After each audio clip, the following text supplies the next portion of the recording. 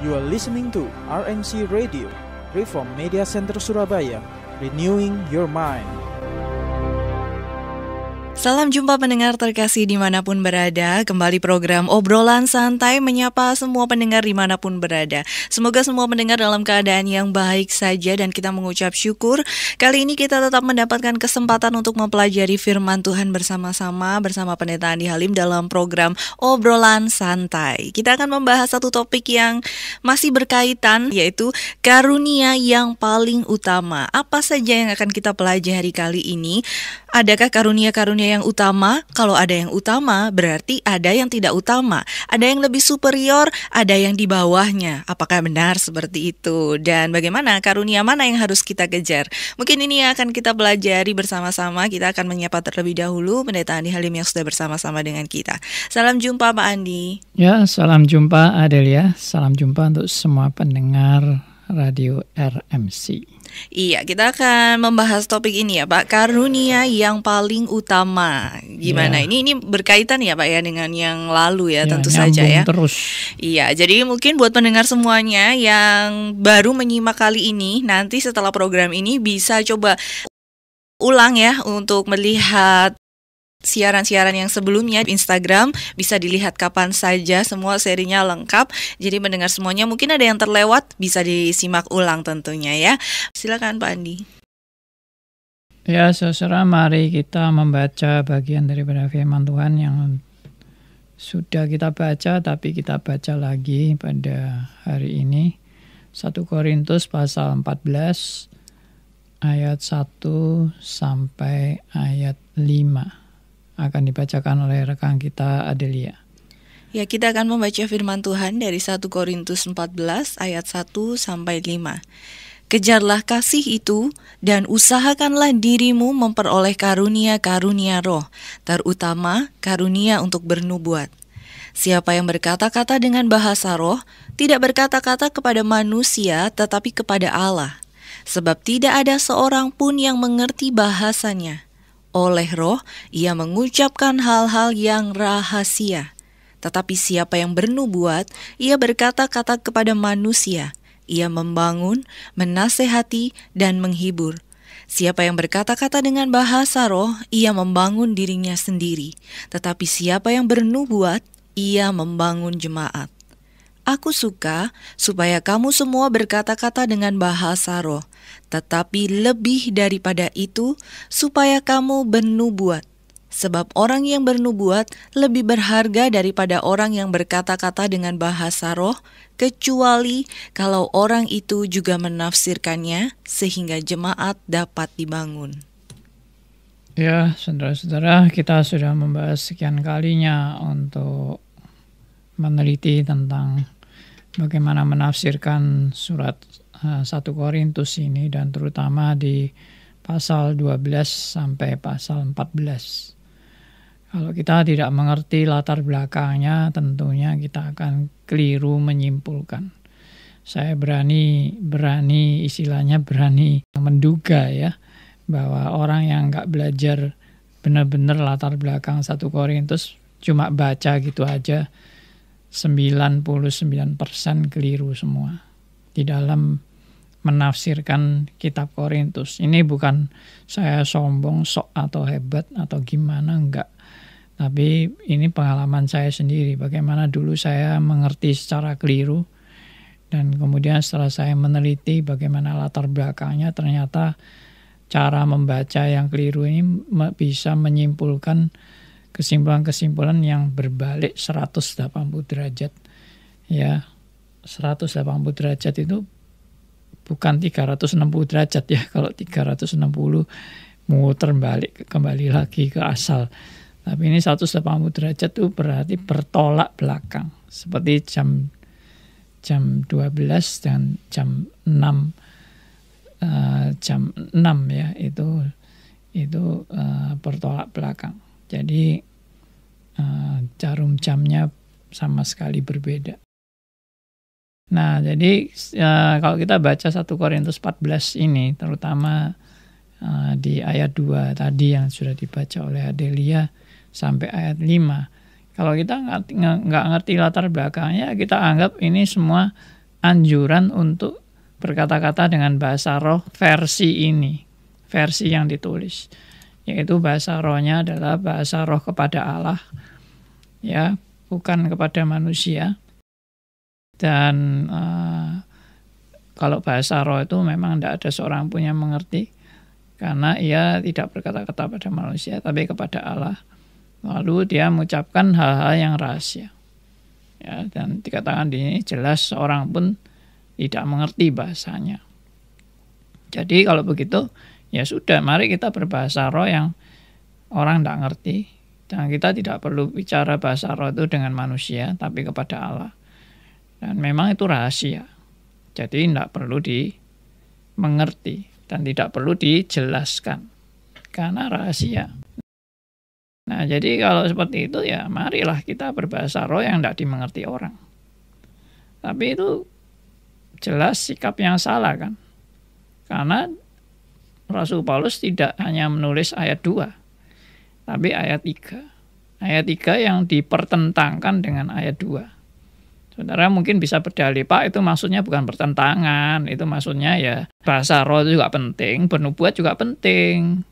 Jadi Rasul Paulus itu maksudnya dua-dua, yaitu Anda kan mau menganalisa menurut gaya tafsiran Anda yang sembarangan.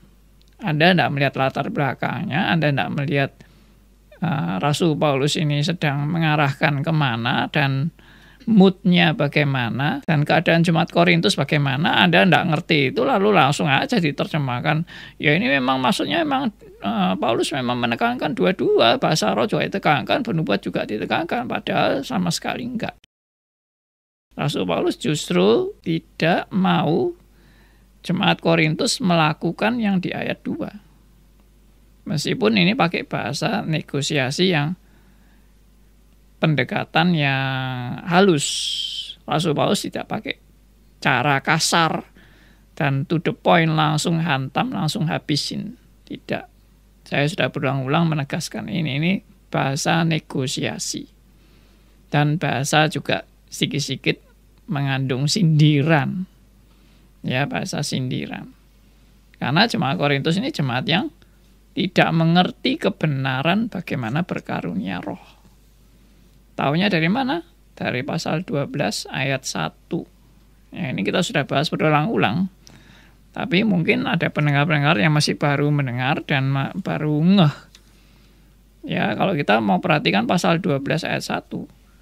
Ini jemaat Korintus itu sama sekali nggak ngerti bagaimana cara secara bertanggung jawab dan secara benar untuk menjalankan karunia-karunia. Mereka bahkan karunianya itu karunia amburadul dan karunia kacau balau. Kalau kita lihat di 1 Korintus 12 ayat 2 dan 3. Jadi mereka banyak melakukan hal-hal yang tidak terkontrol atau tidak terkendali. Ya, jadi di ayat 2 Paulus mengajak jemaat Korintus untuk flashback ke belakang, di mana jemaat Korintus yang belum menerima Yesus, mereka menyembah berhala dan mereka mengadakan ritual-ritual yang out of control, yang tak terkendali. Dan ternyata kebiasaan out of control ini dibawa oleh jemaat Korintus pada waktu mereka setelah bertobat. Ya, dan mereka menganggap bahwa itulah puncak ritual. Dalam keadaan ekstasi rohani yang tubuh tak terkendali dan mulut tak terkendali, bisa mengucapkan apapun yang kacau dan ngawur. Sampai muncul kata-kata terkutuklah Yesus atau Yesus itu Tuhan. Nah, itu background-nya. Saya sudah bolak-balik menjelaskan ini. Jadi saudara kalau sekali lagi tidak mengerti ini, saudara baca ayat 2 itu sebagai anjuran. Padahal ayat 2 itu teguran. Dan ayat 2 itu koreksi. Dan ayat 2 itu juga termasuk sindiran. Ya, karena sebetulnya yang berbahasa roh yang benar itu bukan berbahasa roh yang seperti ini. Berbahasa roh yang benar itu bahasa yang terjadi di hari Pentakosta. Karena itu saya sudah comparekan dan saya sudah bagikan lewat WA di grup Stress bahwa apa perbedaan antara bahasa roh yang di Kisah Rasul dan bahasa roh yang di Korintus? Ya, kalau bahasa roh yang di Korintus itu kan berkata-kata kepada Allah, sedangkan bahasa roh yang di Kisah Rasul berkata-kata kepada manusia. Bahasa roh yang di Korintus itu tidak berkata-kata kepada manusia, tapi kepada Allah. Tapi di Korintus tidak berkata-kata kepada Allah, tapi kepada manusia. Ya, itu yang di Kisah Rasul. Ya, lalu yang di Korintus adalah bahasa roh itu tidak dimengerti oleh siapapun. Sedangkan di Kisah Rasul, bahasa roh itu dimengerti oleh pendengarnya. Ya, dan di yang terakhir perbedaannya adalah bahasa roh yang di Korintus itu rahasia. Tapi bahasa roh yang di Kisah Rasul justru rahasia yang diungkapkan atau dibukakan. Ya, dan di Korintus rahasia yang tetap rahasia. Tidak ada seorang pun yang tahu. Seolah-olah penekanannya itu kepada ya memang ini suatu rahasia, padahal ini suatu yang salah. Yang dilakukan oleh Korintus ini suatu yang salah, yang tidak benar. Karena buat apa di suatu jemaat orang rahasia-rahasiaan? Di suatu jemaat ya orang seharusnya membagikan kebenaran.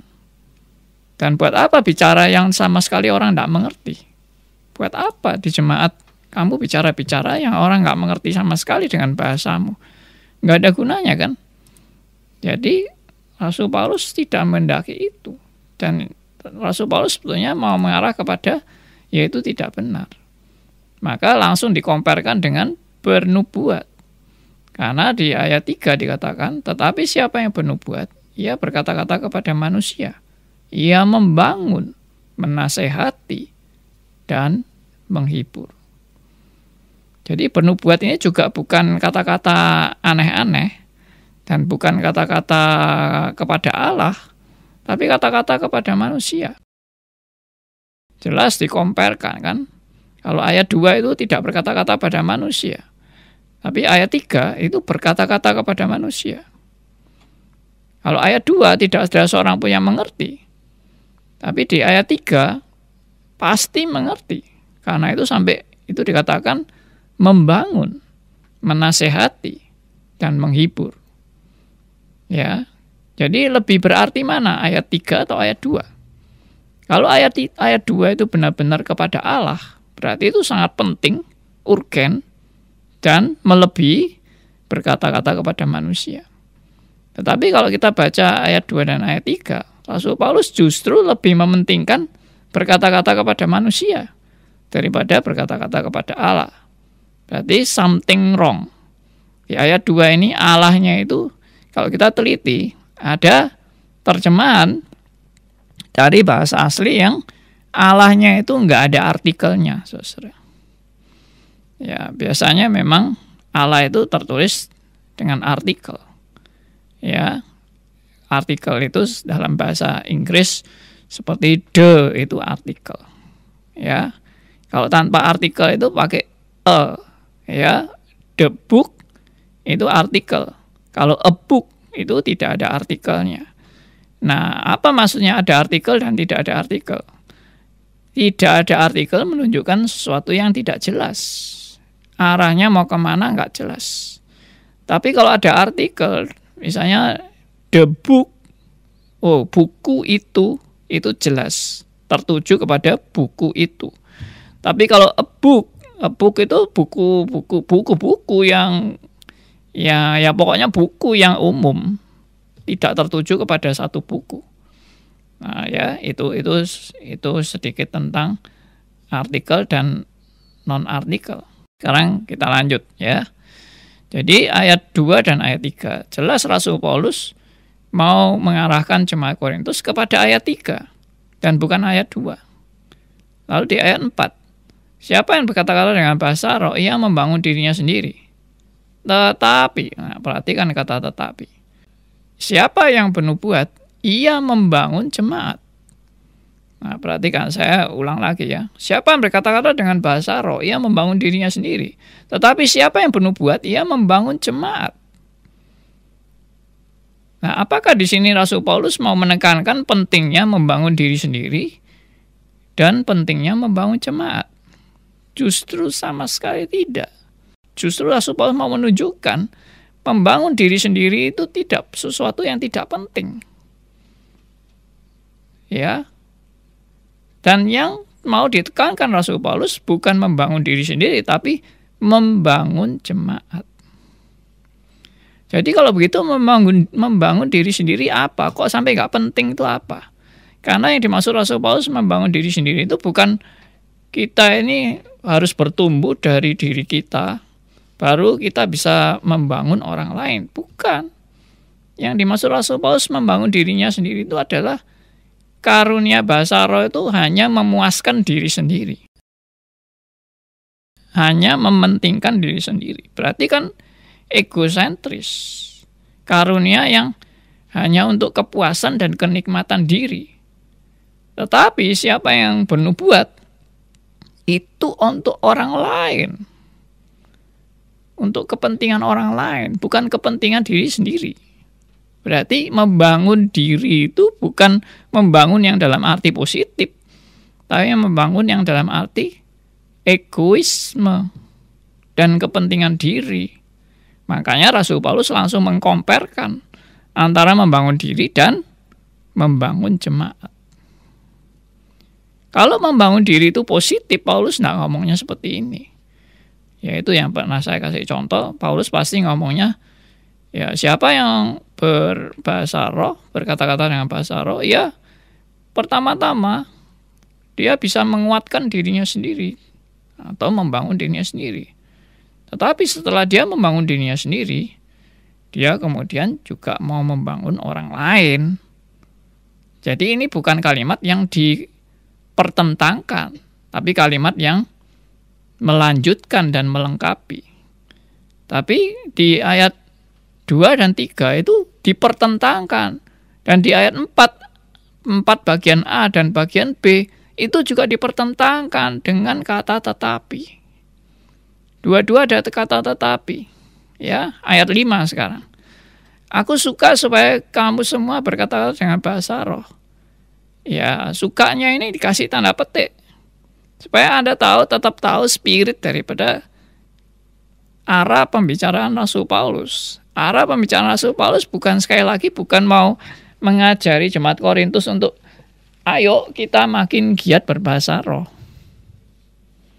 Tapi Paulus itu mau mengarahkan jemaat Korintus untuk memahami bahwa yang dilakukan oleh jemaat Korintus ini sesuatu yang sudah salah kaprah itu.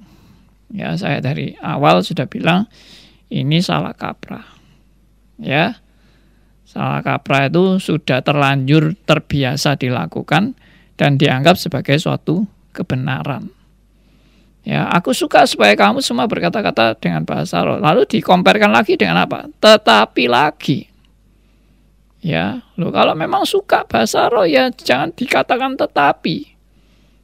Ya, aku suka kamu berbahasa roh dan kemudian dengan kamu berbahasa roh, kamu juga harus ditambah dengan penubuat. Tapi ini tidak bahasa roh lalu dilanjutkan dengan penubuat, tidak dilanjutkan. Tapi bahasa roh dikomparkan atau dipertentangkan dengan kata tetapi. Ya, nah ini saya ulang lagi. Aku suka supaya kamu semua berkata-kata dengan bahasa roh, tetapi lebih daripada itu, supaya kamu bernubuat. Sebab orang yang bernubuat lebih berharga daripada orang yang berkata-kata dengan bahasa roh. Nah, perhatikan. Orang yang bernubuat lebih berharga daripada orang yang berkata-kata dengan bahasa roh. Maksudnya lebih berharga itu apa? Apakah ada karunia yang lebih berharga dan ada karunia yang tidak berharga? Apakah demikian? Ya, apakah karunia-karunia itu saling bersaing? Nah, karunia-karunia itu ada yang penting, ada yang nggak penting. Ada yang utama, ada yang tidak utama. Nah, ini jelas seperti yang saya sudah pernah jelaskan yang lalu. Kalau seperti itu cara bicara Rasul Paulus mempertentangkan karunia dengan karunia atau membandingkan karunia yang penting dan tidak penting, maka Rasul Paulus sendiri sudah menyangkali ilustrasinya dia bahwa tangan tidak lebih penting dari kaki. Kaki tidak lebih penting dari kepala atau daripada mulut atau hidung atau telinga dan sebagainya. Jadi semua itu anggota tubuh itu penting. Tidak ada yang tidak penting. Bahkan yang tersembunyi, yang tidak kelihatan, itu justru yang sesuatu yang tidak bisa diabaikan, yang tidak kelihatan itu. Nah, jadi dalam hal ini semua karunia itu penting. Nggak ada yang nggak penting, atau nggak ada yang boleh diabaikan. Kalau seperti ini, Rasul Paulus sudah mengajari, bahasa roh itu sesuatu yang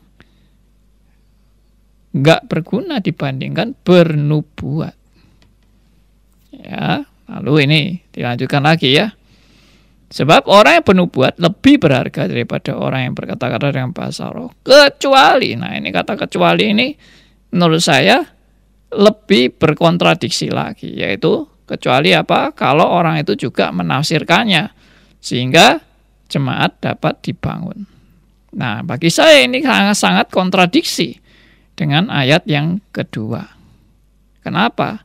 Karena ayat 2 dikatakan bahasa roh itu tidak berkata-kata kepada manusia, tapi kepada Allah. Ya toh? Berarti maksudnya apa bahasa roh itu? Ngomongnya kepada Allah, tidak untuk manusia. Tapi kalau kepada Allah, lalu buat apa harus bahasa roh itu harus ada yang menafsirkan? Karena itu bahasa kepada Allah kok. Itu yang pertama. Kalau ditafsirkan kan berarti kepada manusia. Ngerti maksudnya ya? Jadi begini. Saya pernah mendengarkan orang menerjemahkan bahasa roh atau menafsirkan bahasa roh. Misalnya orang itu berkata bahasa roh, pokoknya sudah bahasa yang tidak dimengerti gitu ya. Lalu terjemahnya bagaimana? Terjemahnya adalah Allah berbicara kepada saudara-saudara, kita semua harus bertobat, kembali kepada jalan yang benar. Nah, saya mau tanya, ini tafsirannya ini bahasa dari siapa ke siapa? Ya. Allah berfirman, manusia harus kembali kepada jalannya dan kepada firman-Nya. Saudara jangan berkanjang dalam dosa. Itu pesan dari mana ke mana? Itu kan terjemahannya pesan dari Allah kepada manusia. Itu tafsiran dari bahasa roh yang katanya diterjemahkan oleh sang penerjemah yang ngerti bahasa yang aneh-aneh itu. Tapi kalau dia terjemahnya seperti itu, ya berarti dia sudah menyalahi ayat 2. Karena ayat 2 itu tidak berkata-kata kepada manusia, tapi kepada Allah. Mestinya terjemahnya apa? Ya Tuhan, Engkau maha besar dan maha mulia. Itu baru berkata-kata kepada Allah. Tapi kalau terjemahnya, saudara harus bertobat, kembali kepada jalan yang benar. Itu namanya kepada manusia. Berarti kata-kata yang kepada Allah, seharusnya kepada Allah diterjemahkan menjadi kepada manusia. Saya malah makin mencurigai orang yang menerjemahkan ini sebetulnya tidak mengerti bahasa roh. Tapi gayanya sok ngerti, lalu menerjemahkan ya semau gue. Ya. Nah, ini saya sedikit cerita guyon sedikit ya. Bergurau sedikit. Tapi ini benar-benar terjadi ya di zaman saya mahasiswa. Ada misionari yang datang dari Amerika ya, atau dari Inggris, saya lupa ya. Pokoknya misionari lah, berbahasa asing, berbahasa Inggris. Lalu dia bicara-bicara kepada kami, ketemu kami anak-anak persekutuan waktu itu. Dan dia bilang, saya punya beban pengabaran Injil ke desa-desa. Dia bilang, oh ya, wah bagus sekali ya. Tapi kami saya perlu pendamping. Dia bilang, yang menerjemahkan saya di dalam saya berkhotbah. Ya. Lalu Nah, dia tanya kepada kita-kita ini ya, yang bukan dari lulusan bahasa Inggris. Kita ini kan ada yang dari ekonomi, ada yang dari elektro. Lalu dia bilang, adakah di antara kalian yang bisa menerjemahkan saya gitu. Langsung teman saya angkat tangan, saya bisa katanya. Padahal saya tahu Inggrisnya dia itu ya Inggris amburadul ya, atau yang sama dengan saya lah. Saya nggak berani menerjemahkan ya, tapi dia berani. Wah, hebat sekali saya pikir teman saya ini. Udah, lalu pergilah mereka. Kita nggak tahu bagaimana karena kita nggak ikut. Ya, lalu pulang-pulang teman saya cerita. Waduh, saya punya pengalaman unik katanya. Gimana pengalaman uniknya? Ya tadi waktu misionarisnya ini khotbah di awal-awal, ya saya bisa menerjemahkan, tapi lama-lama khotbahnya makin cepat, saya makin bingung dengan bahasanya. Ya bolak-balik saya tanya, excuse me ya, pokoknya suruh diulang lagi gitu ya bahasanya dia itu. Lama-lama dia juga sungkan karena bolak-balik excuse me terus. Lalu dia bilang, daripada aku excuse me terus dan aku tidak mengerti bahasanya dia, aku khotbah sendiri katanya gitu.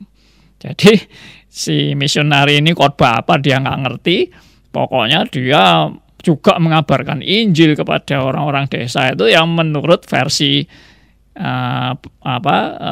dari pemberitaan dia sendiri. Jadi antara khotbahnya misionari itu dan khotbahnya dia itu berbeda sekali mungkin isinya, tapi ya tentang Injil tentunya, tapi itu sama sekali tidak menerjemahkan. Jadi ya lucu lah ya. Jadi menurut saya ya inilah contoh orang yang menerjemahkan bahasa roh itu ya mungkin model seperti itu.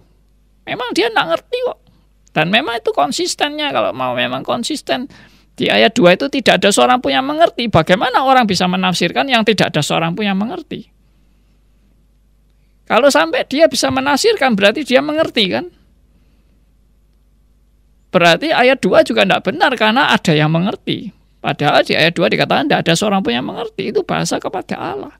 Tidak ada seorang pun yang mengerti. Tapi ternyata bisa ditafsirkan.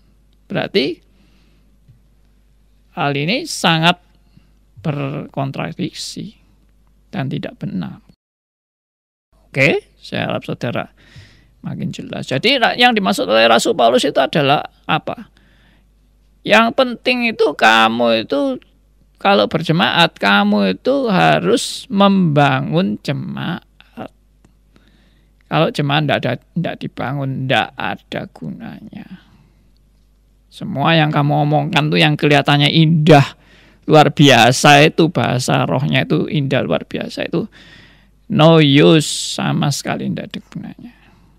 Nah itu maksudnya Rasul Paulus. Jadi harus ada yang menafsirkan supaya jemaat dibangun, tapi tidak mungkin bisa ditafsirkan karena memang nggak ngerti apa-apa.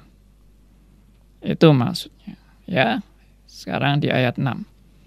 Jadi saudara-saudara, jika aku datang kepadamu dan berkata-kata dengan bahasa roh, apa gunanya itu bagimu? Nah, perhatikan. Apa gunanya itu bagimu? Berarti tidak ada gunanya kan?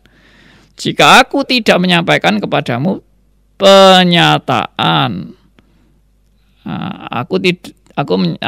jika aku tidak menyampaikan kepadamu penyataan Allah atau pengetahuan atau nubuat atau pengajaran. Nah, perhatikan di sini. Yang dimaksud dengan penyataan Allah atau pengetahuan atau nubuat atau pengajaran itu semua sejajar. Sejajar apa itu maksudnya? Yaitu kata-kata yang untuk manusia dan kata-kata untuk yang dimengerti oleh manusia dan kata-kata yang untuk membangun jemaat. Jadi ini jelas Rasul Paulus itu sudah mengkomparkan dua kutub antara bahasa roh yang tidak dimengerti sama sekali dengan bahasa yang untuk manusia yang dimengerti. Dan itu yang dimengerti itu sejajar dengan yang disebut dengan penyataan Allah, pengetahuan, nubuat, atau pengajaran. Oke, makanya kalau orang tanya sekarang kepada hamba-hamba Tuhan tentang apa itu arti nubuat, seharusnya nubuat itu dijelaskan bukan meramal. Tapi nubuat itu sejajar dengan di sini dikatakan pengajaran. Orang yang mengajar firman itu sama dengan orang yang bernubuat. Orang yang menjelaskan firman, sehingga firman itu dimengerti dan ditangkap oleh jemaat dan membangun jemaat, itulah bernubuat. Jadi sekarang ini yang saya lakukan ini, saya sudah menjelaskan firman dengan kata-kata yang jelas dan membuat jemaat mengerti dan membuat jemaat dibangunkan. Itu berarti saya sudah bernubuat. Itu maksudnya bernubuat untuk konteks berjemaat. Ya, kita lanjutkan aja supaya kalau tidak diteruskan tidak tuntas-tuntas ini ya. Dan ini masih panjang sekali penjelasan ini. Saya harap bisa diselesaikan. Mungkin sampai Kamis depan baru bisa. Sama halnya dengan ini di ayat 7. Ya, coba tolong dibacakan ayat, ya, Adelia membacakan ayat 6 sampai ayat 9. Silakan. Kita akan membaca firman Tuhan dari 1 Korintus 14 ayat 6 sampai ayat 9. Jadi saudara-saudara, jika aku datang kepadamu dan berkata-kata dengan bahasa roh, apakah gunanya itu bagimu? Jika aku tidak menyampaikan kepadamu penyataan Allah atau pengetahuan atau nubuat atau pengajaran. Sama halnya dengan alat-alat yang tidak berjiwa tetapi yang berbunyi, seperti seruling dan kecapi. Bagaimanakah orang dapat mengetahui lagu apakah yang dimainkan seruling atau kecapi kalau keduanya tidak mengeluarkan bunyi yang berbeda? Atau jika nafiri tidak mengeluarkan bunyi yang terang, siapakah yang menyiapkan diri untuk berperang? Demikianlah juga kamu yang berkata-kata dengan bahasa roh. Jika kamu tidak mempergunakan kata-kata yang jelas, bagaimanakah orang dapat mengerti apa yang kamu katakan? Kata-katamu sia-sia saja kamu ucapkan di udara. Iya. Makin lama makin jelas, saudara-saudara. Jadi apa yang saya katakan dari awal tadi itu bukan saya ngawur. Dan bukan saya sentimen dengan orang yang berbahasa roh, tidak sama sekali. Saya bukan berdasarkan sentimen-sentimen lalu mau menghantam orang yang berbahasa roh, juga tidak sama sekali. Saya percaya bahwa karunia bahasa roh itu ada. Tapi karunia bahasa roh yang benar itu yang di Kisah Rasul. Dan di Korintus ini penyalahgunaan bahasa roh. Dan Rasul Paulus mau mengoreksi penyalahgunaan itu. Karena bahasa roh yang diucapkan di Korintus ini dilatar belakangi oleh penyembahan berhala dari jemaat Korintus yang memang tadinya penyembah-penyembah berhala. Dan mereka sudah terbiasa dengan cara-cara ekstasi dan out of control, sehingga bisa mengeluarkan kata-kata yang aneh-aneh, yang tidak karu-karuan, dan yang tidak jelas. Saya harap saudara makin menangkap, sehingga Rasul Paulus memberikan ilustrasi. Ya, jadi di sini dikatakan di ayat 6, saya sekali lagi mau tekankan ayat 6 ini. Jika aku datang kepadamu dan berkata-kata dengan bahasa roh, yaitu bahasa dengan kata-kata yang kacau itu, ya, saya sekarang lebih berani mengatakan kata-kata yang kacau karena Rasul Paulus sudah mau menunjuk kepada hal itu. Apa gunanya itu bagimu? Jika aku tidak menyampaikan kepadamu penyataan Allah atau pengetahuan atau nubuat atau pengajaran. Nah, perhatikan berikut ini. Sama halnya dengan alat-alat yang tidak berjiwa, tetapi yang berbunyi, seperti seruling dan kecapi. Bagaimana orang dapat mengetahui lagu apakah yang dimainkan seruling atau kecapi kalau keduanya tidak mengeluarkan bunyi yang berbeda?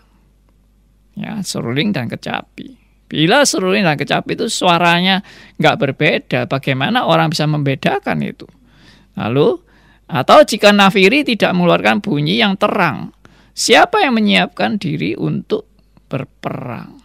Kenapa Rasul Paulus membuat ilustrasi tentang alat musik yang bunyinya tidak jelas dan bunyinya juga tidak terang? Ya, Kenapa? Karena orang yang berbahasa roh versi Korintus ini bahasanya nggak jelas sama sekali dan tidak teratur, tidak dimengerti. Ya inilah model seperti alat musik yang suaranya sama.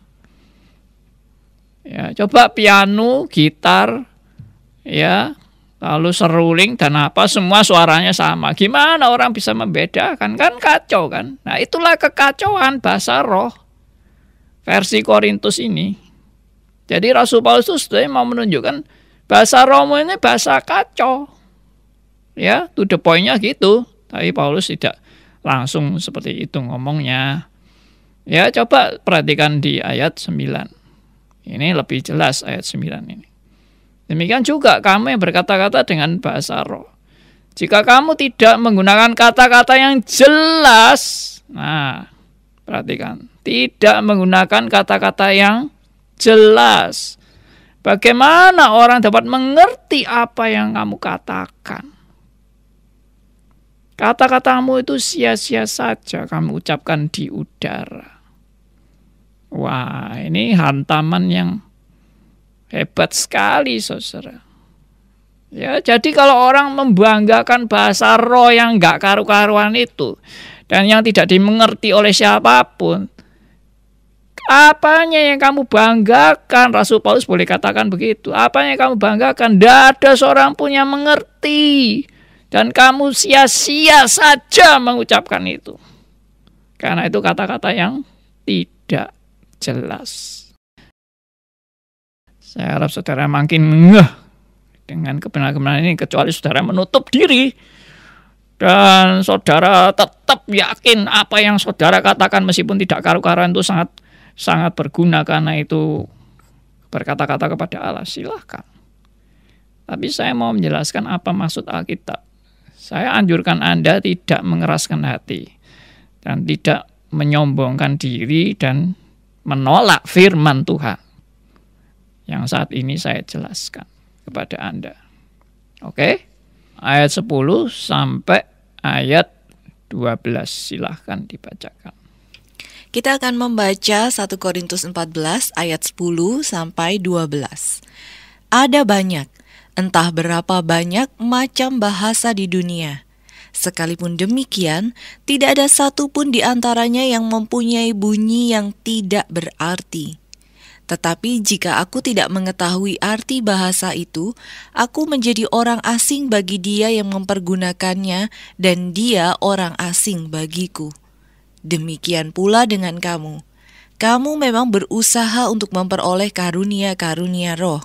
Tetapi lebih daripada itu, hendaklah kamu berusaha mempergunakannya untuk membangun jemaat. Ya, makin lama makin diperjelas. Ya, jadi Rasul Paulus bilang apa? Ada banyak, entah berapa banyak macam bahasa itu di ayat 10. Banyak macam bahasa di dunia ini, memang banyak kan? Sekalipun demikian, perhatikan ini, sekalipun demikian, tidak ada satu pun di antaranya yang mempunyai bunyi yang tidak berarti. Tidak ada yang mempunyai bunyi yang tidak berarti. Artinya apa? Artinya Paulus tetap kembali lagi mau menyindir jemaat Korintus yang mengeluarkan bunyi-bunyi itu yang sama dengan bunyi yang kacau dan bunyi yang tidak berarti. Dan itu bukan bahasa. Tidak ada bahasa yang tidak ada artinya. Itu namanya bukan bahasa. Ya, kalau tidak ada artinya sama sekali. Maka Rasul Paulus mau menegaskan bahasa yang kamu ucapkan itu apa, bahasa apa yang bisa dimengerti atau tidak. Ya. Tetapi jika aku tidak mengetahui arti bahasa itu, aku menjadi orang asing. Ya, memang nggak ngerti apa-apa karena orang asing itu. Dan dia orang asing bagiku. Demikian pula kamu memang berusaha untuk memperoleh karunia-karunia roh. Ya memang oke, mau berusaha memperoleh karunia roh. Paulus masih bertoleransi dengan kata berusaha memperoleh karunia-karunia roh, padahal karunia itu adalah pemberian dari Allah. Tapi lebih daripada itu, Paulus mau menunjukkan kepada motivasi yang salah. Jemaat Korintus ingin karunia itu apa tujuannya? Tujuannya hanya untuk kepuasan diri dan kenikmatan diri.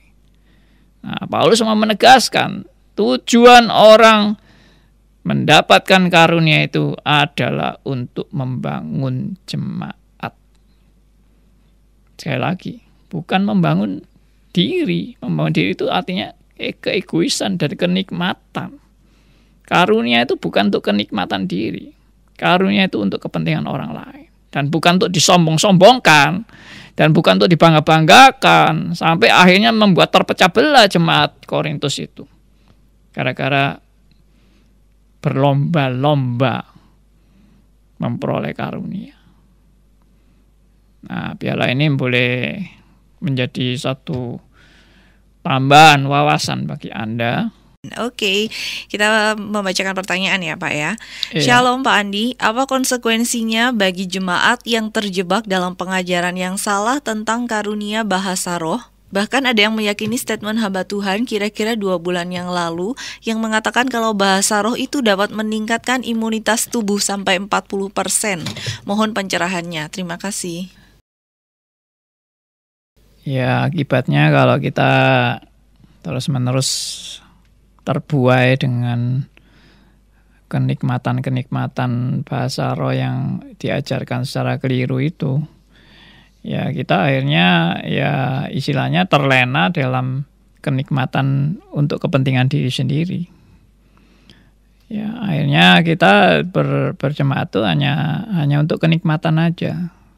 Kita bukan berjemaat untuk bertumbuh dalam kebenaran, tapi hanya ingin suatu kenikmatan yang merupakan ekstasi rohani. Itu yang saya pakai istilah ekstasi rohani. Ekstasi itu memang menyenangkan, ya menurut pengalaman orang-orang yang ekstasi tentunya. Dan bisa bisa terlepas dari semua beban dan mengalami sukacita yang luar biasa di dalam ekstasi. Tapi itu ya hanya pelarian aja sebenarnya. Itu bukan realita kebenaran dan realita kehidupan yang untuk kita boleh bertumbuh dan makin dewasa. Itu hanya pelarian aja. Maka agama itu hanya sebagai suatu tempat pelarian. Nah itu akibatnya. Kalau kita terus-menerus di dalam alam yang nggak realistis seperti itu. Ya, apalagi kalau ditambahi dengan bahasa roh bisa meningkatkan imunitas dan sebagainya, itu sama sekali sudah tambah nyeleweng gak karu-karuan ya. Yang bahasa roh yang di Alkitab ini aja sudah dianggap nyeleweng, apalagi yang ditambah dengan macam-macam praktek bahasa roh yang gak benar. Karena saya juga pernah mendengar seorang hamba Tuhan yang bilang dengan bahasa roh kita bisa bisa mengusir segala kuasa gelap. Lalu dengan bahasa roh kita bisa bebas dari kemacetan di jalan, ya toh. Dengan bahasa roh kita bisa dagangan kita bisa laris dan sebagainya. Nah ini apa ini kayak gini-gini ini tambah kacau semua kalau bahasa roh di kembang-kembangkan semau gue gitu ya. Padahal ini semua adalah suatu kesalahan, ya tidak benar. Oke. Oke, sudah ada pertanyaan yang masuk dari Bapak Elia. Pak, kalau begitu, memahami 1 Korintus dalam konteks bahasa roh memerlukan pemahaman logika ayat per ayat, pasal demi pasal. Terima kasih. Ya. Benar begitu mungkin ya, Pak ya? Ya harus. Kalau kita tidak mengerti konteksnya, ya kita hanya sibuk dengan ayat-ayat tanpa konteks, itu juga bisa keliru. Jadi hanya baca ayat tapi nggak ngerti latar belakangnya, nggak mengerti Rasul Paulus ini mau mengarah kemana, moodnya bagaimana, keadaan jemaat Korintus bagaimana, ya tetap salah aja meskipun terus baca ayat per ayat. Ya, makin lama makin malah tambah diyakinkan bahwa ayat-ayat itu adalah kebenaran yang dianggap anjuran, padahal itu sindiran. Sindiran dan anjuran kan berbeda, seperti yang saya beberapa kali jelaskan. Silakan Pak Andi, boleh lanjutkan. Oke, saya sedikit mau menyinggung mengenai bagaimana berbahasa. Ya, dan apa itu namanya berbahasa. Berbahasa itu paling sedikit harus ada 2 syarat ya di dalam berbahasa. Yaitu yang pertama itu harus ada vocabnya. Ya, berbahasa yang benar itu harus ada vocab yang lengkap atau vocab yang cukup lah, cukup vocabulary-nya itu cukup banyak ya. Kalau dari tadi saya vocab-nya itu cuma 2-3 kata. Apa yang akan terjadi pada waktu saya sedang menjelaskan kepada Anda dengan vocab-nya yang cuma 2 dan 3 kata? Ya, orang berbahasa Inggris itu minimal bahasa Inggris yang mulai dari dasar sekali ya, mungkin itu 3.000 kata ya kan. Kamus-kamus itu yang sederhana kan 3.000 kata. Ya, tetapi kalau cuma 3 kata itu jadi apa ya? Ya, misalnya saya cuma bilang iku sandal lawas, iku sandal lawas, iku sandal lawas, sandal lawas iku ya toh. Nah, kalau terus-menerus 3 jam saya berkata-kata seperti itu, apa artinya? Ya kan. Nah, berarti harus ada vocab yang cukup. Ya. Sedangkan kalau kita teliti ya, orang-orang yang berbahasa roh versi Jemaat Korintus ini paling yaitu tadi 2-3 kata itu diulang-ulang terus. Ya. Ya, saya tidak mau meniru-niru nanti dipikir saya hanya ya kurang baik lah ya, saya tidak mau mengatakan seperti itu. Oke. Lalu yang kedua, syarat yang kedua itu tadi kan vocab ya. Syarat yang kedua itu harus ada grammarnya. Grammar itu tata bahasanya. Ya, itu orang yang berbahasa harus seperti itu. Jadi bagaimana kalau bahasa tidak ada grammarnya, tidak ada tata bahasa? Ya kacau balau kan ya. Karena orang pun tidak bisa mengerti. Bagaimana kalau bahasa Inggris tanpa tata bahasa, dan bahasa Indonesia pun yang katanya sangat sederhana tata bahasanya, tapi tetap ada tata bahasa. Ya, ada subjek, ada predikat, ada objek. Ya kan, itu tata bahasa kan. Tapi bagaimana kalau subjek, predikat, objek dibolak-balik. Ya orang bingung ini artinya apa. Ya, nah itu namanya berbahasa. Nah, jadi Rasul Paulus itu juga mau menegaskan kepada jemaat Korintus, kamu ini bahasanya bahasa apa? Karena bunyinya aja juga nggak jelas. Dan orang tidak mengerti bahasanya, tidak ada artinya juga. Jadi mau apa? Makanya Rasul Paulus bilang, pergunakanlah semuanya itu untuk membangun jemaat, bukan hanya untuk yang kamu senangi atau kamu nikmati, ya, untuk kepentingan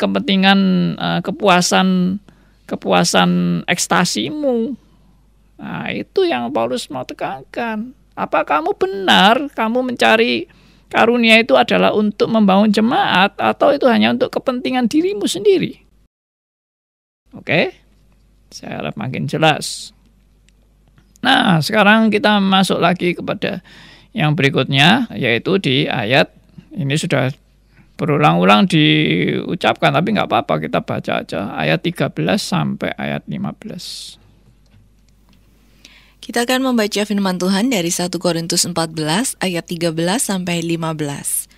Karena itu siapa yang berkata-kata dengan bahasa roh, ia harus berdoa, supaya kepadanya diberikan juga karunia untuk menafsirkannya.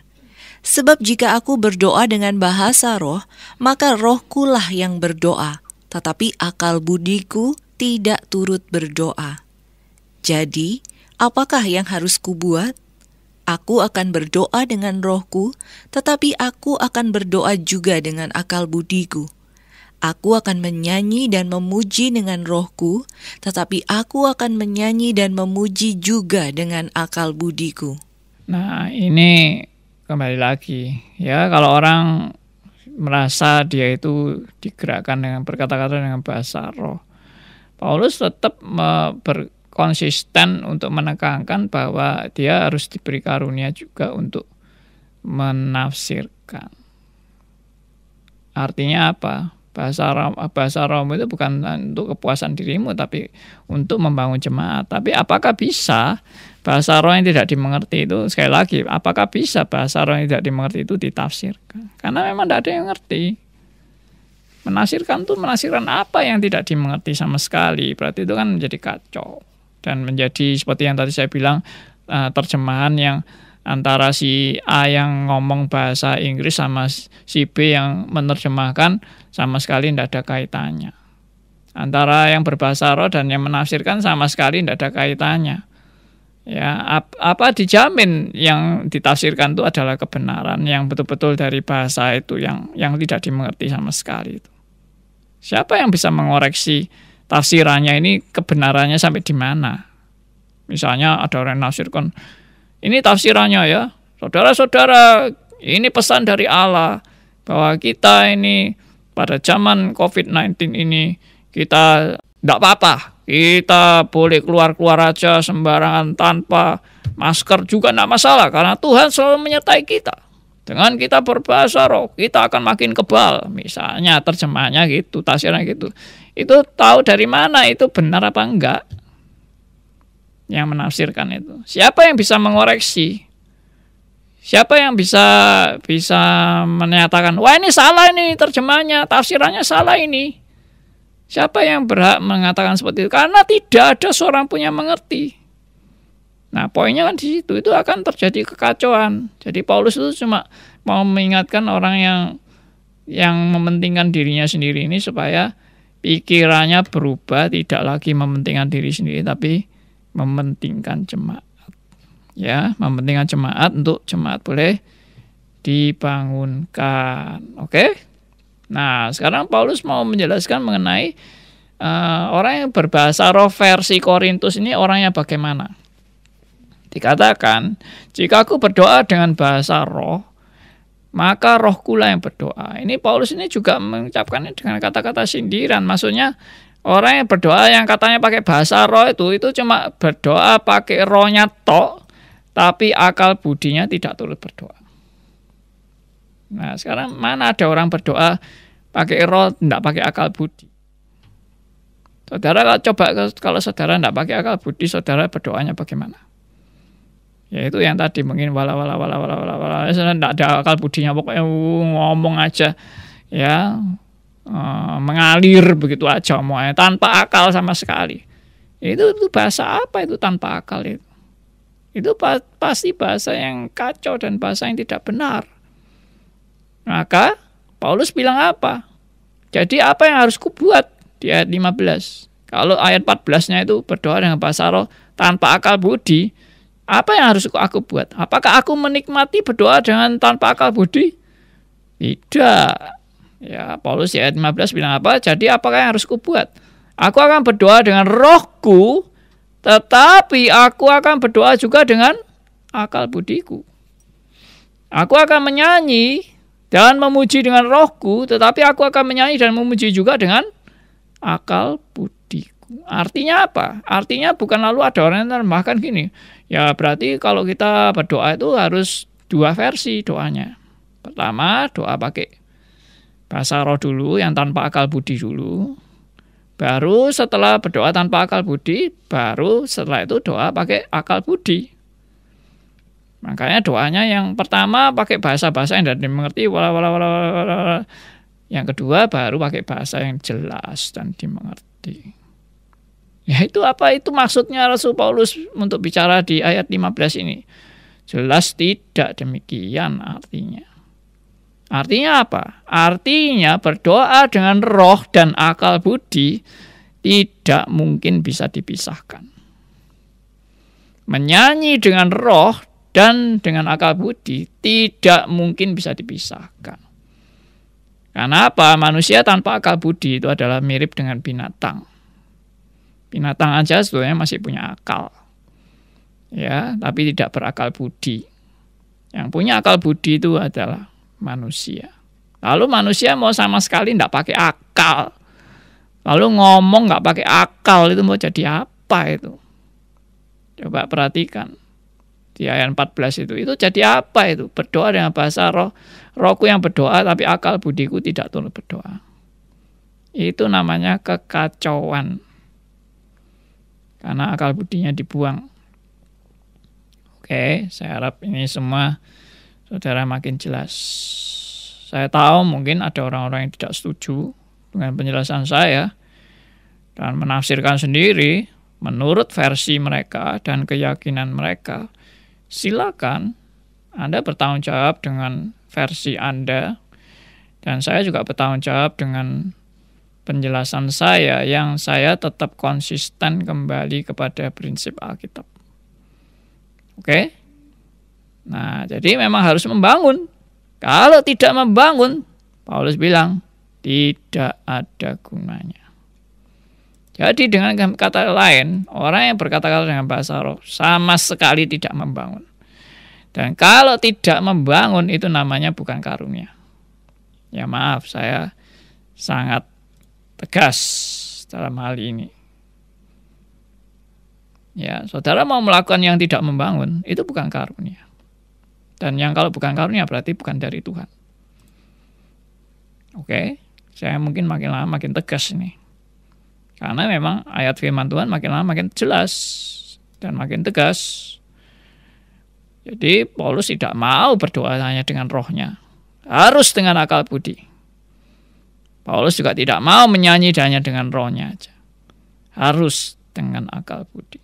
Dan dengan akal budi itu yaitu dengan bahasa yang jelas, bahasa yang dimengerti, dan membangun jemaat. Sekarang kita baca lagi ayat berikutnya, yaitu ayat 16 dan 17. Rekan kita Adelia akan membacakan. Ya, kita membaca firman Tuhan dari 1 Korintus 14 ayat 16 dan 17. Sebab, jika engkau mengucap syukur dengan rohmu saja, bagaimanakah orang biasa yang hadir sebagai pendengar dapat mengatakan amin atas pengucapan syukurmu? Bukankah ia tidak tahu apa yang engkau katakan?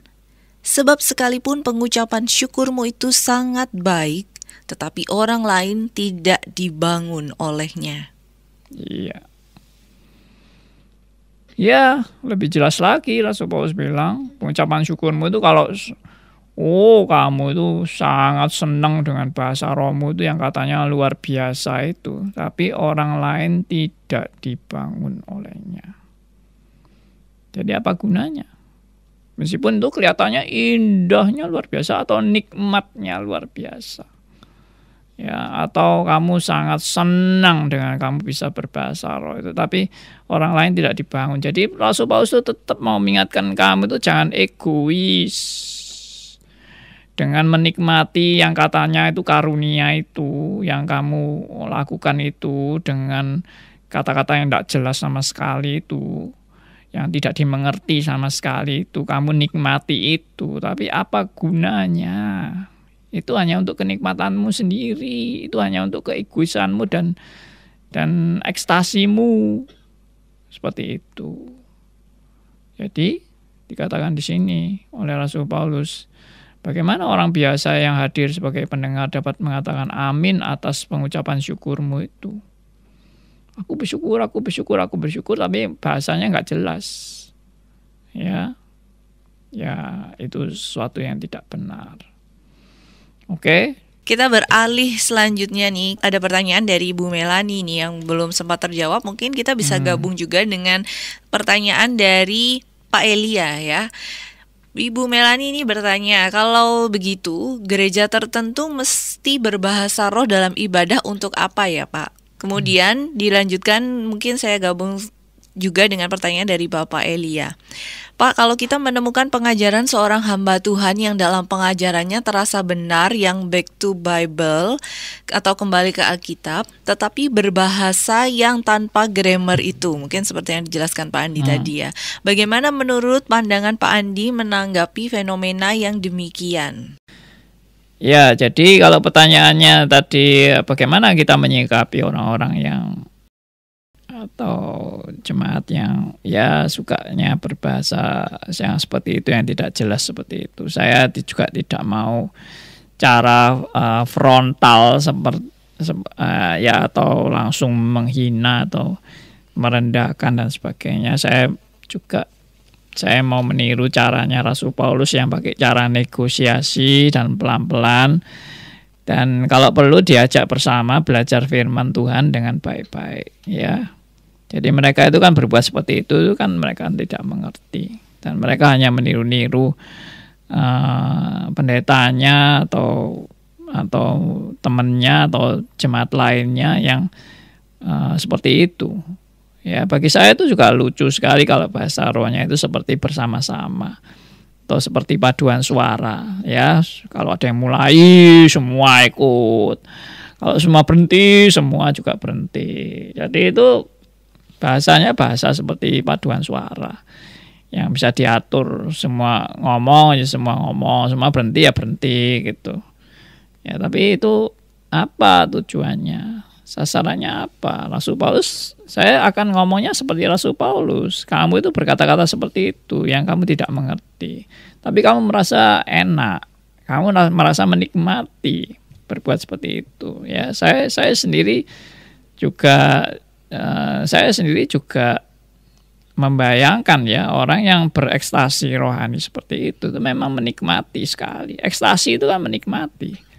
Anda kalau berada di awan-awan dan Anda keluar bisa trans, lalu roh Anda keluar dari tubuh Anda sampai seperti itunya misalnya ya, itu juga kenikmatan yang luar biasa bagi orang-orang yang bisa berekstasi rohani seperti itu. Ya, sampai out of control dan bisa gemetar-gemetar dan bisa sampai ngeblak-ngeblak dan sebagainya. Nah itu ekstasi model seperti itu dicari banyak orang dan mereka anggap itulah puncak rohani daripada suatu ibadah. Padahal itu tidak benar sama sekali. Setelah saya sadar bahwa ibadah yang benar itu harus tertib, teratur, sopan, ya, dan menguasai diri. Ya, perhatikan ini, tertib, teratur, sopan, dan menguasai diri. Kalau sudah nggak tertib, kalau sudah tidak bisa menguasai diri, ya tidak sopan apalagi, itu sudah pasti bukan dari Tuhan. Karena yang dari Tuhan itu pasti salah satu buah roh itu, bukan salah satu ya, satu hal yang disebut di dalam buah roh itu adalah penguasaan diri. Jadi orang kalau sudah berbahasa roh yang katanya out of control itu lalu ngomong nggak bisa direm, ya itu sudah nggak benar. Tapi sekarang bahasa roh yang canggih katanya sudah bisa direm, bisa diatur, kapan mau ngomong, kapan mau berhenti katanya gitu. Ya, menurut saya itu berarti kamu hanya bermain-main aja dengan bahasa-bahasa yang tidak jelas. Jadi saya tahu, saya kan pernah berkecimpung di dunia seperti itu juga. Jadi orang kalau mau berbahasa roh itu suasananya bisa diciptakan. Musiknya pun bisa diatur. Sound systemnya bagaimana untuk kuncinya mau masuk kunci apa untuk bisa berbahasa roh itu. Itu bisa. Ya, nada-nada yang bagaimana untuk kita bisa berbahasa roh itu bisa diatur semuanya. Ya, nah ini semua kita harus hati-hati, oke? Oke, makasih semuanya. Nih adalah yang terakhir mungkin yang akan Adel bacakan. Kalau saya menemukan teman dari kecil, katakan teman baik, lalu berseberangan dengan poin bahasan kita, kira-kira dia bisa bertobat nggak ya? Atau kita tinggalkan saja dia itu dengan keyakinannya? Ya, kalau saya sih, saya punya teman-teman yang juga dari kalangan itu yang saya sangat terbeban dengan mereka dan saya dekati dan saya ajak mereka untuk belajar bersama. Dan saya percaya kalau dia memang benar-benar anak Tuhan yang sejati. Anak Tuhan yang sejati itu pasti merindukan kebenaran melebihi kenikmatan diri. Ya, jadi kalau dia sudah diingatkan bahwa mana yang lebih penting, kenikmatan diri atau kepuasan diri atau kebenaran, mana yang lebih penting. Nah, saya percaya orang yang benar-benar adalah anak Tuhan yang sejati, meskipun dia di tempat ajaran yang salah, tapi kalau dia anak Tuhan yang sejati dan dia ada Roh Kudus yang memimpin hidupnya, dia akan mengakui bahwa kebenaran lebih penting daripada kepuasan diri. Oke? Kalau Anda komitmen kebenaran lebih penting daripada kepuasan diri, mari kita belajar firman Tuhan bersama. Dan mari kita meneliti firman Tuhan ini dengan hati-hati dan dengan sungguh-sungguh. Ya, bukan meneliti firman Tuhan dengan kepuasan lagi dan kenikmatan diri lagi, bukan. Pokoknya yang cocok sama aku itu yang aku mau ikuti. Yang tidak cocok tidak aku ikuti. Nah, justru kebenaran itu adalah suatu kebenaran tapi tidak cocok dengan pengalamanku. tidak cocok dengan perasaan dan kenikmatanku. Kadang-kadang malah justru kenikmatanku ditegur oleh kebenaran, bahwa kenikmatanku itu salah dan kenikmatanku itu egoisme. Nah, itu mau nggak tunduk pada kebenaran yang sejati. Nah, itu saya ajak teman-teman saya untuk belajar baik-baik. Kecuali dia sudah terang-terangan menolak. Enggak, saya nggak mau. Saya hanya mau Roh Kudus saja. Saya tidak mau penjelasan-penjelasan manusia. Waduh, ya sudah. Berarti sudah tutup pintu ya. Tidak ada lagi diskusi, tidak ada lagi saling sharing dan menjelaskan tentang kebenaran. Baik, Pak Andi bisa mungkin memberikan kesimpulan sedikit dan menutup dalam doa. Jadi kita sudah banyak belajar ya bahwa antara bahasa roh dan penubuat ini justru dikomparkan oleh Rasul Paulus, karena memang bahasa roh itu hanya untuk kepentingan diri, sedangkan penubuat itu adalah untuk kepentingan jemaat. Dan jelas untuk kepentingan diri itu bukan hal yang benar di dalam berjemaat, karena itu jelas egosentris. Dan Rasul Paulus mengajarkan jemaat Korintus untuk lebih kepada teosentris, jangan egosentris, jangan mementingkan kenikmatan-kenikmatan diri. Apalagi kenikmatan diri itu menjadi suatu kesombongan bagi manusia. Jadi kita harus sadar bahwa hidup itu harus membagi berkat. Jangan cuma kenikmatan diri yang diorientasikan, tapi bagaimana hidupmu boleh menjadi berkat di dalam berjemaat. Bagaimana hidupmu boleh dipakai Tuhan untuk kemuliaan bagi nama Tuhan. Itu yang tadi Pak Deo juga katakan. Ya, puji Tuhan ya, kita semua diingatkan untuk tidak egois dan tidak mementingkan diri, tidak mementingkan kenikmatan di dalam beribadah, tetapi bagaimana hidupku boleh diperlengkapi oleh Tuhan untuk hidupku boleh menjadi saksi bagi kemuliaan namanya. Bersyukur pada Tuhan untuk pengertian-pengertian ini, dan saya harap saudara yang juga sudah mendapat banyak pengertian ini sudah bisa membagikan kepada teman-teman, tapi belajar dulu baik-baik. Sebelum kita membagi berkat, kita belajar dulu baik-baik supaya kita tidak memberi pengertian yang salah ya. Jangan sampai kita juga melakukan dan mengulang kesalahan jemaat Korintus yang melakukan yang dianggap benar padahal itu adalah kesalahan. Tuhan memberkati kita semua, dan mari kita berdoa.